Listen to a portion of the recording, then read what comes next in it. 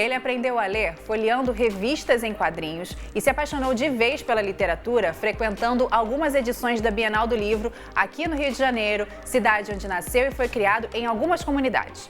Na adolescência, escreveu as primeiras crônicas e postou os textos na internet. Agora, aos 26 anos, lança pela editora Companhia das Letras o primeiro livro, O Sol na Cabeça, surpreendendo a crítica brasileira e internacional. O livro teve os direitos adquiridos por 9 países. Eu estou falando do jovem escritor Giovanni Martins, que está aqui comigo no estúdio. Giovanni, muito obrigada pela sua participação aqui com a gente. Eu estava perguntando fora do ar, se surpreendeu, porque assim, acredito que um escritor, quando está lá produzindo a obra, claro que ele pensa que vai ser publicado.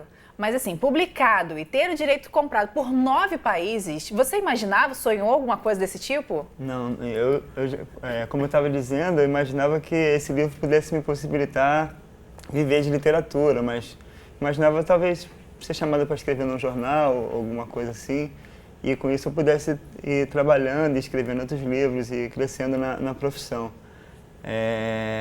O que tem de curioso também nessa história toda é que antes de eu começar a escrever esse livro, eu tentei escrever um romance, porque todo mundo que eu falava que eu ia fazer um livro já me avisava que conto não vende, né? E aí então você já tinha mudado de ideia. Eu não queria fazer um conto porque conto não vende, eu precisava vender esses contos e ter alguma forma de tirar meu sustento disso, que é o meu trabalho. Claro. Mas aí com o romance não andando, eu resolvi apostar nos contos E são quantos? Quantos contos estão nesse O Sol na Cabeça, né? O Sol na Cabeça. São 13 contos. E, basicamente, você escreve sobre o quê? São pessoas, são situações que você costumava ver? Quais foram as suas inspirações? Essas histórias todas, elas estão me acompanhando há muito tempo, assim, seja na minha imaginação, ou seja na minha memória. O meu trabalho é muito uma construção de vários momentos, pequenas histórias com outras maiores, coisas imaginadas, suposições, assim. Eu acho que a grande sacada é costurar essas histórias e dar ritmo a elas, né? Achar um tom para poder contar cada uma delas, achar o melhor caminho para poder falar dos assuntos. Essa questão do tom que você citou agora é uma coisa até que os críticos que leram, alguns críticos citam, que a forma como você escreve é muito, muito sua, né? Muito única, é uma coisa que chama muita atenção, parece uma novidade. Eu ainda não li o livro, estou curiosíssima. Mas eu queria saber o seguinte, quem que te influenciou, assim? Ou você realmente parou para pensar, não, eu quero essa cadência, eu quero escrever desta forma? Eu sou influenciado por muitos autores, assim, não só na literatura, mas na música e outras coisas, no cinema e tudo. Então, acho que as influências, elas estão todas misturadas, assim. O que foi importante nesse livro é porque, depois que eu escrevi o Rolezinho, que é o conto que abre, eu tive uma noção da estrutura que eu queria para o livro e comecei a definir o conceito e trabalhar em cima disso, assim. E a partir disso, eu fui experimentando as linguagens e achando coisas que conversassem entre as histórias. Quando você diz assim, experimentando as linguagens, é o quê? Tipo, você ia escrevendo e se aquilo te agradava ou você tinha um editor que já lia na época? Não, né? Eu fiz o livro praticamente sozinho, assim, até a parte que eu entreguei para a Companhia das Letras. A partir dali a gente trabalhou mais algumas coisas, mas o livro chegou muito pronto para eles.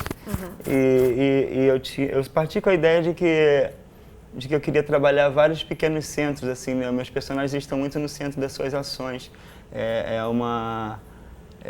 Eu gosto de falar que é um livro contra essa ideia de que a periferia tem que estar sempre ligada à favela, né?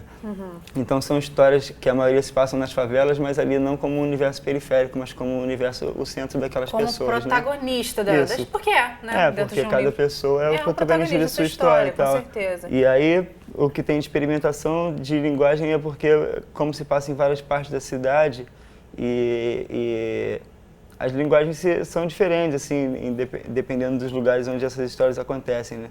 E aí eu fui experimentando isso e a questão do ritmo também. E linguagens diferentes, você pensa em até a forma como falar, tipo as gírias que são utilizadas em alguns lugares, tem isso também? Exatamente, tem muito disso, assim, quando os contos são com uma linguagem mais oral, eu busco me aproximar da linguagem daquele lugar, assim, e até daquela época, né? E assim, pelo que eu li na sua história, você viveu em alguns locais do Rio de Janeiro, né? Alguns bairros até, Sim, né? Isso te ajudou? É muito. Além de viver em muitos lugares, eu sempre circulei muito pela cidade, assim, conheço boa parte da cidade. E isso me ajudou muito, assim, tendo contato com muitas pessoas, com muitas histórias e muitos jeitos de falar também. Uma coisa que sempre me chamou a atenção é a maneira como as pessoas contam suas próprias histórias, assim, cada uma tem suas ferramentas ali para poder... Essa é a capa do seu primeiro livro, seu primeiro filho aí, né? Desculpa te interromper, você falou que cada pessoa fala de uma forma, né? Isso é uma coisa que você observava. As pessoas, eu percebo que as pessoas, cada uma tem suas ferramentas ali para te envolver numa história que ela quer contar e tal. E foi muito pensando nisso que eu fui buscando o livro, assim, nessas diferentes formas de contar a própria história, uma história específica. Agora, falando um pouco da sua vivência, né? Como que foi o seu caminho até que você conseguisse se tornar escritor? Na escola, alguém te incentivava, sua família te incentivava? Porque você é um cara bem jovem, né? E está realmente abrindo com chave de ouro a sua carreira, Sim. né? Eu tive muito incentivo da minha mãe, dos meus tias, assim, que me davam livro, assim, me influenciavam na leitura.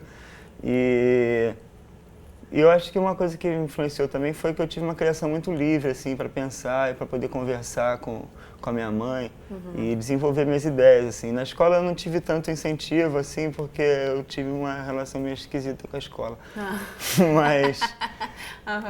Mas sempre gostei muito de estudar e muito de ler e de aprender, assim. Aí escrever foi meio que uma coisa natural, não pensei em fazer isso, eu só fui fazendo e a partir do momento que eu comecei a publicar essas coisas na internet, eu comecei a ter um bom retorno, assim, não só dos meus amigos, mas de pessoas desconhecidas, assim. E você publicava os contos inteiros ou fragmentos? Na internet eu publicava crônicas ainda, né? Foi um período anterior aos contos, que eu comecei a escrever em 2013, quando eu participei da FLUP pela primeira vez. E aí, a partir da FLUP, foi um momento de eu começar a pensar nessa possibilidade de viver da escrita. E aí, de lá pra cá, são... E o que te levou a participar da FLUP? Esse interesse mesmo pela escrita que você já tinha? Eu estava participando de um grupo de teatro e o diretor, ele participava da FLUP em 2012, que foi o primeiro ano. E ele já tinha me convidado, mas eu não podia participar porque eu estava trabalhando no mesmo dia, né, da FLUP. Não pude, aí no outro ano eu fui. Ele tinha me indicado por ter lido o blog e tal e achar que eu pudesse me desenvolver ali no processo.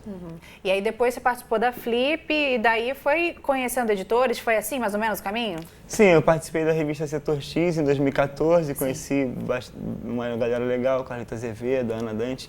Em 2015 a gente foi na Flip falar dessa revista e lá eu conheci bastante gente, assim, outros escritores, pessoas do mercado editorial e eu saí de lá um pouco com a sensação de que se eu tivesse alguma coisa, eu poderia estar encaminhado já para... material, né? Exatamente, mas eu não tinha nada, assim. Então eu saí de lá muito com essa ideia de que se aparecesse uma outra oportunidade, eu devia estar preparado e tal, e me fechei para preparar esse livro. E aí você focou, né? Você focou num período para poder escrever esse livro. O nome, quem que foi que escolheu? E por que O Sol na Cabeça? O sol está muito presente, assim, em quase todas as histórias, assim, os personagens, eles estão meio girando assim em torno do sol e isso influencia tanto as decisões deles, como o humor e tudo, e as coisas que acontecem. Então acho que tem tudo a ver. O Sol na Cabeça apareceu assim de uma conversa na editora, a gente sugerindo vários nomes. Eu tinha uma ideia meio abstrata assim de título, que eu queria alguma coisa que me lembrasse dezembro, assim, por dezembro ser um mês quente e por ser um mês meio que as coisas estão muito no limite, assim, né? Um mês quente em todos os sentidos, exatamente. aqui no Rio de Janeiro.